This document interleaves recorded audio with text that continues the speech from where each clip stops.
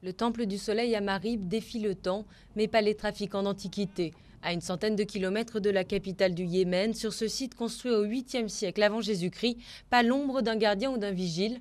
Marib, ancienne capitale du riche royaume arabe de Saba, est pourtant l'un des trésors du patrimoine yéménite. Nous devons créer une police des antiquités pour la déployer sur les sites archéologiques. Pour l'instant, la majorité des sites ne sont pas protégés, sauf cas exceptionnels, comme à Barakish, où il y a une caserne militaire, donc c'est sécurisé. Les trafiquants sans scrupules ou les vendeurs de souvenirs se servent donc librement et les touristes de repartir avec des pièces antiques uniques. La majorité de celles saisies à l'aéroport de Sanaa proviennent du site de Marib, surtout des pièces en bronze et en or. Au Yémen, la loi punit le trafic d'antiquités d'une peine de 5 ans de prison ou d'une amende de 250 $. C'est beaucoup dans l'un des pays les plus pauvres au monde, c'est peu pour les trafiquants ou les touristes inconscients. Entre 2008 et 2009, plus de 850 pièces d'antiquités ont été confisquées.